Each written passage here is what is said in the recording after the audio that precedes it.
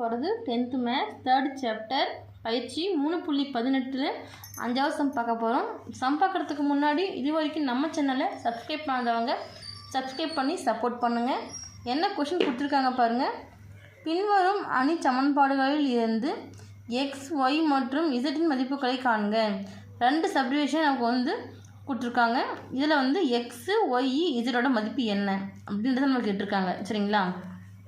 First பாருங்கள், அணி வடிவத்தில் சமன்பாடு மெத்தடில் கொடுத்துருக்காங்க. ஸோ அதனால் அணி சமன்பாடு ஃபஸ்ட் சப்டிவிஷன் என்ன கொடுத்துருக்காங்க, நமக்கு 2x2 மேட்ரிக்ஸ் கொடுத்துருக்காங்க. சரிங்களா? அப்போ 1 2 அப்போது நிறை நமக்கு 2 இருக்குது, நிரலும் பார்த்திங்கன்னா 2 இருக்குது.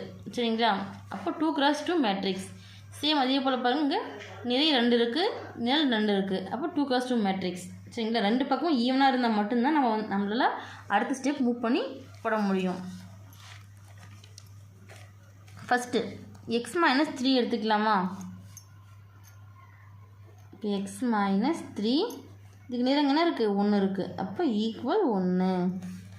அதே போல் அடுத்து பாருங்கள், 3x மைனஸ் இசட் ஈக்குவல் என்ன இருக்குது, 0.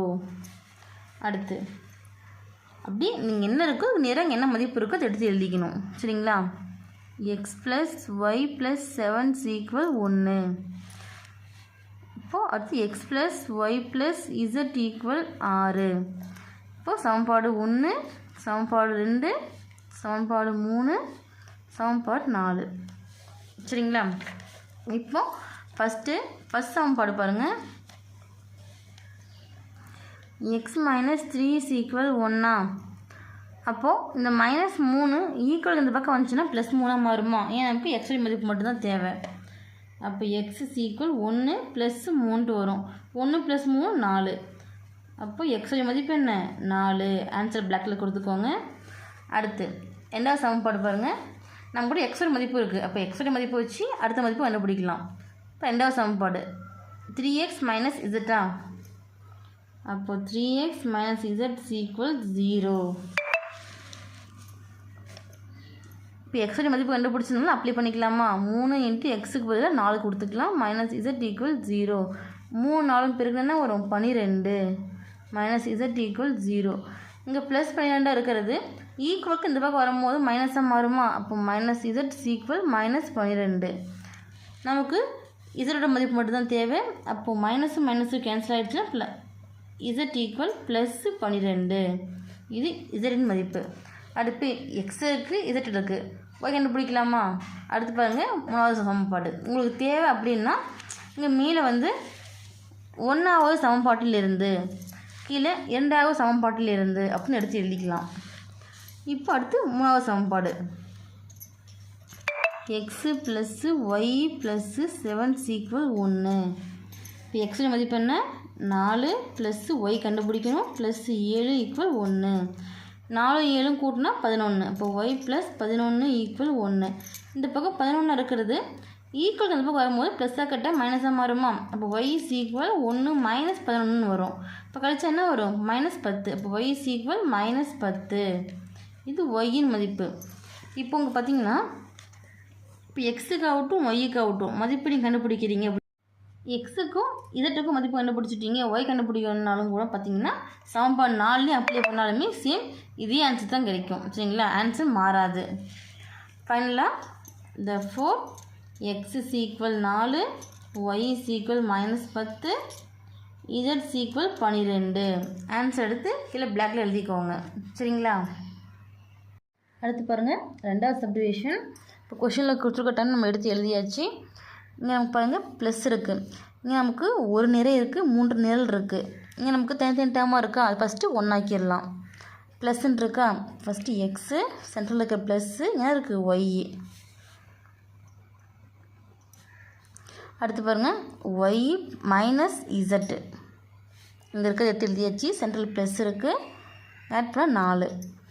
அடுத்து இசட்டு +3, சென்ட்ரலில் ப்ளஸ் இருக்கா. அடுத்து இங்கே 3 இருக்குது. ஈக்குவல் 4 8 16. சரிங்களா? இப்போ இங்கே ஆட் பண்ணால் 3 + 3 6 வரும். அப்போ x plus y minus z +4, z +6 equal 4 8 16. சரிங்களா? இப்போது இது வந்து நம்ம சமன்பாடு வடிவத்தில் பிரித்து எழுதிக்கலாமா? இப்போ எக்ஸ் ப்ளஸ் ஒய் சீக்வல் இங்கே நேராக என்ன இருக்குது ஃபஸ்ட்டு 4. அடுத்து Y minus Z plus 4 equal என்ன இருக்குது 8. அடுத்து இசட் ப்ளஸ் 6 சீக்வல் 16. சமன்பாடு 1, சமன்பாடு 2, சமன்பாடு 3. ஃபஸ்ட் சமன்பாடு பாருங்கள் எக்ஸ் ஒய் இதனால் ஒரு மதிப்பு இருந்தால் தான் இன்னொரு மதிப்பு கண்டுபிடிக்க முடியும். ரெண்டாவது ஒய் மைனஸ் இசட்டு ரெண்டில் எதனா ஒரு மதிப்பு இருந்தால் தான் இன்னும் நம்ம கண்டுபிடிக்க முடியும். தேர்டு பாருங்கள் இசட் மட்டும்தான் இருக்குது. ஸோ இப்போ நம்ம இது ஈஸியாக கண்டுபிடிச்சிட முடியும்.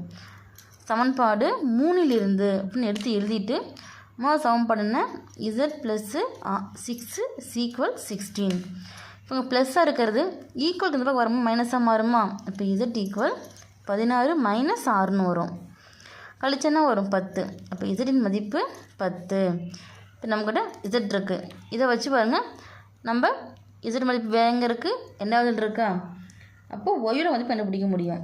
அப்போ இந்த மதிப்பு 10 இசட்டின் மதிப்பு 10ன்றதை சமன்பாடு 2ல் பிரதியீடு செய்யலாமா? பாருங்கள் இசட் ஈக்குவல் 10ஐ சமன்பாடு 2ல் பிரதியீடு செய்க. சரிங்களா? ரெண்டாவது சமன்பாடு நம்ம எடுத்து எழுதியாச்சு. அப்போ ஒய் ஈக்குவல் இசட்டின் மதிப்பு என்ன 10 ப்ளஸ் 4 ஈக்குவல் 8 மைனஸ் 10 ப்ளஸ் 4 கழிச்சா என்ன வரும் மைனஸ் 6. ஏன்னா பெரிய கணக்குறி மைனஸ்ன்றதுனால மைனஸ் 6 ஈக்குவல் 8 மைனஸ் 6 ஈக்குவல் இந்த பக்கம் வந்துச்சுன்னா ப்ளஸ்ஸாக மாறுமா?